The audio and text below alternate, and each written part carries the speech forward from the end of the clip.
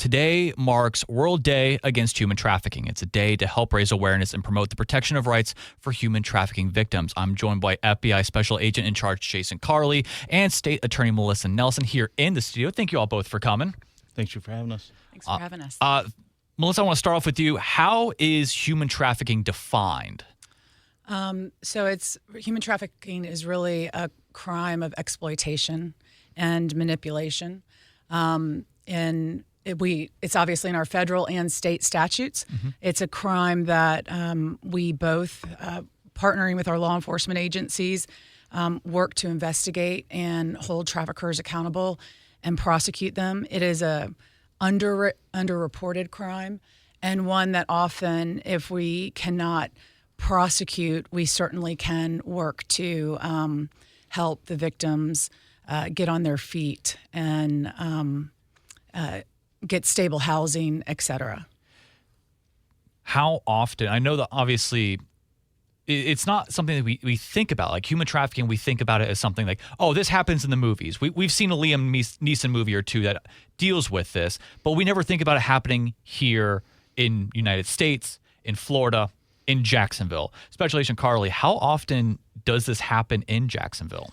So there's Jacksonville and there's the United States in general, mm-hmm. right? These organizations are criminal organizations of opportunity, right? So when you see major sporting events or there's going to be a pool of a lot of people in a different community for whatever event is going on, you will see an uptick in this type of activity.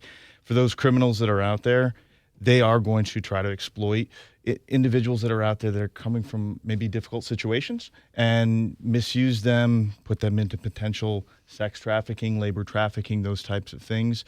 So those are the times, and you'll see that across the United States. Even this year, we've initiated, for the FBI has at least over 900 investigations, and we've taken part in 180 arrests just associated with that. Obviously, this year, especially with big events like FIFA, you're going to see that type of criminal activity out there. I was just thinking, like, would the World Cup being back in the United States or back in North America, I should say, like, was that something that we would see a popular uptick or a surge in human trafficking? Well, again, when you have major events in cities, you will see a little bit of an uptick. Mm-hmm.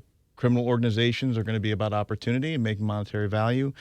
Human trafficking is part of that, unfortunately. And again, we as the FBI and partnering with state, local partners, really trying to go out there, obviously target these traffickers, but our main thing is also to get these victims out of this situation.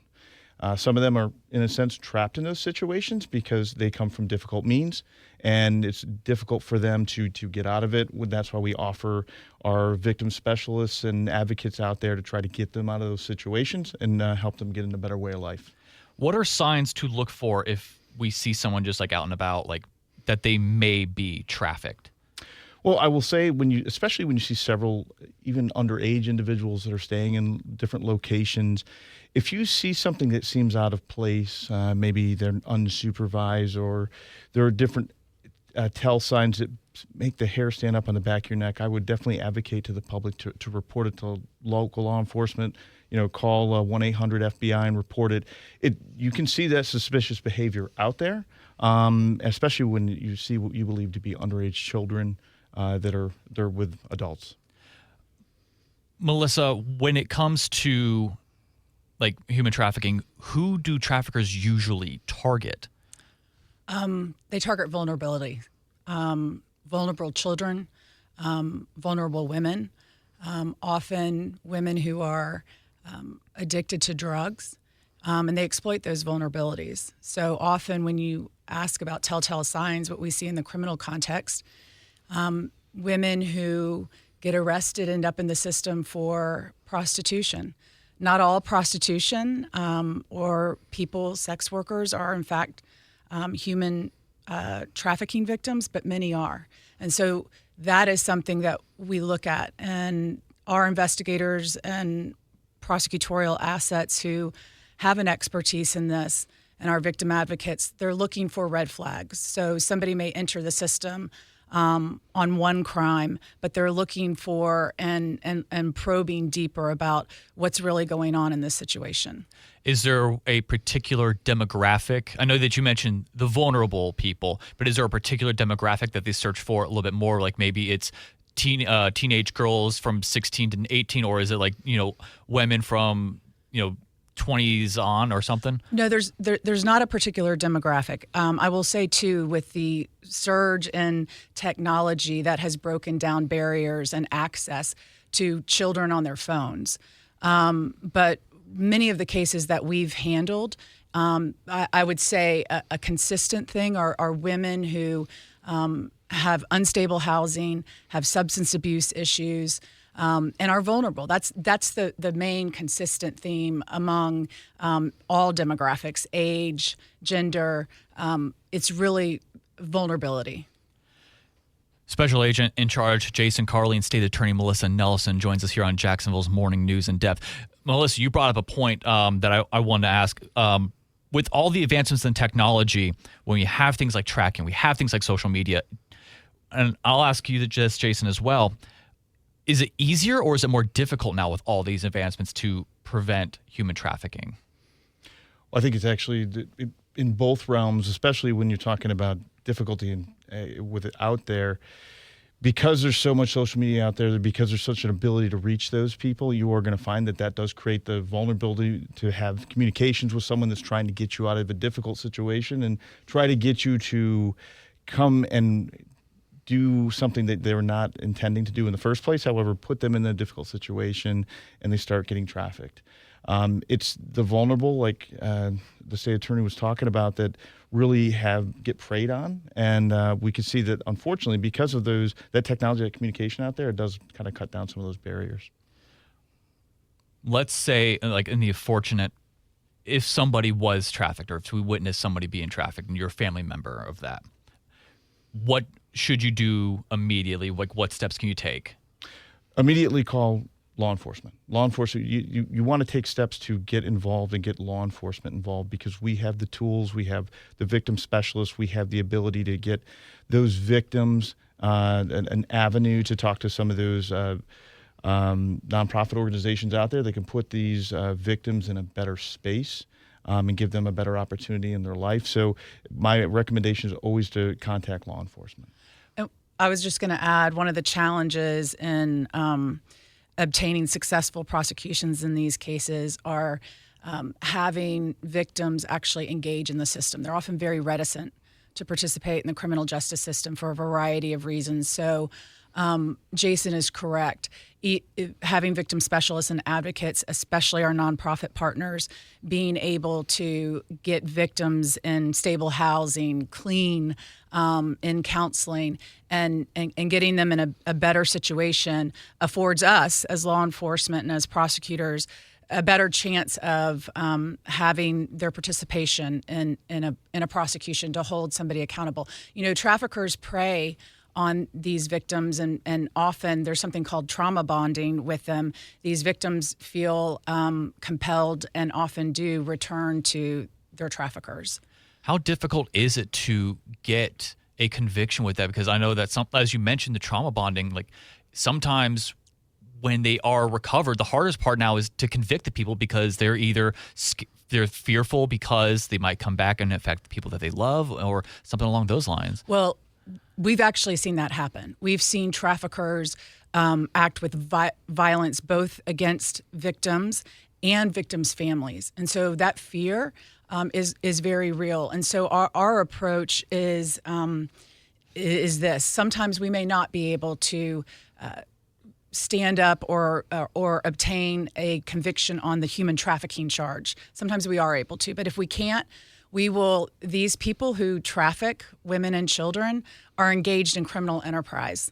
So if we can get them, we have a case right now where we're prosecuting, somebody probed deeper, realized that this man was in fact engaged in human trafficking.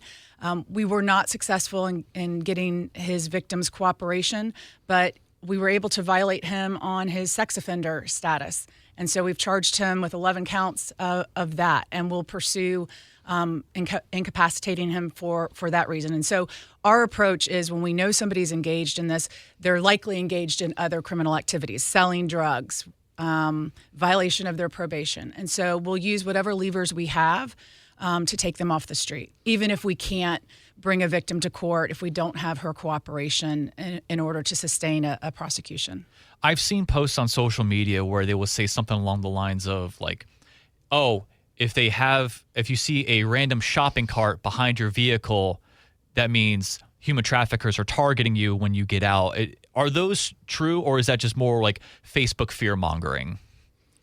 I have not heard that. That's new to me. I haven't heard that specific comment. Don't get me wrong. There's obviously indicators that are out there, as the state attorney was talking about before. But that I have not seen specifically. But again, just touching back on what the state attorney was talking about before on really targeting those organizations. As investigators, when we're out there, we do look at those other crimes that they most likely are committing as a criminal organization to try to get those people put in jail.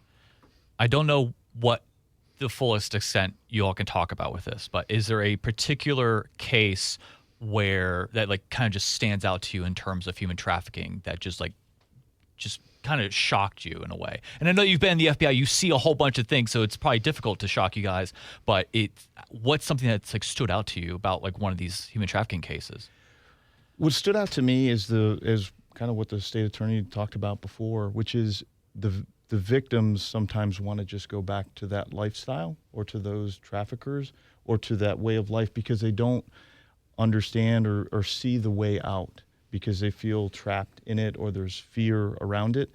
And it really changes your perspective on how to approach these victims to try to give them all the resources possible to get them in a better space.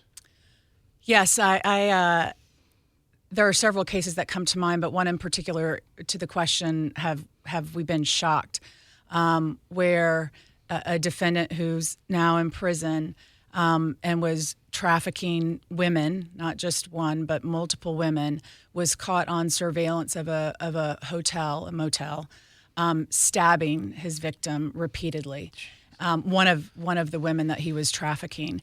And we see now with surveillance cameras, it's not unusual that we see crimes caught on camera, but this in particular was very, very shocking. Another case that comes to mind is when a trafficker shot up we had instituted prosecution, and he shot up her family home. So yes, there are definitely shocking examples. And then there are uplifting examples. We've seen through victim specialists, we've seen hopeful stories where one particular survivor comes to mind who is clean from drugs, working, living well, and that was pretty remarkable for us to watch. So, as I mentioned at the beginning of the segment, today is World Day Against Trafficking in Person Day. What does that recognition mean? I think it means bringing attention to this issue, just as you're doing, and Jason and I are doing by being on this show, letting people know about it, talking about it, and bringing just awareness to the issue. How are partnerships, Special Agent Jason, Carly, how are partnerships at the state and federal levels critical to preventing this from becoming a bigger issue in the community? Well, it's absolutely critical. It's definitely about sharing information and taking these investigations on jointly. If something as small as you see when you have a runaway, maybe teenager, those can be indicators of someone that's going to lead into that life. We actually, this past year, worked with the U.S. Marshals, tons of partners throughout Florida here in Home for the Holidays, which was a big push to recover missing children. And those missing children are children that are getting into that lifestyle, not every time. However, you can see that is a leading way into that. So we partner with obviously federal partners, but definitely our state and local partners, because they get a lot of that information initially, and we will all work together to try to, one, recover these victims, but also bring these traffickers to justice. Final thoughts before we head out. I'll start off with you, State Attorney Melissa Nelson. Is there anything that you'd like to add that I haven't talked about, or is there anything that you'd like to give out, like, at all regarding the topic of human trafficking? No, I just want to thank you for actually having us and talking about this topic. Special Agent Jason Carley, is there anything you'd like to add before we head out? No, but I appreciate you having us on to talk about this. All right. Again, today is World Day Against Human Trafficking. I'm joined by, of course, FBI Special Agent in Charge Jason Carley and State Attorney Melissa Nelson. Thank you all very much for coming in and talking about this with us.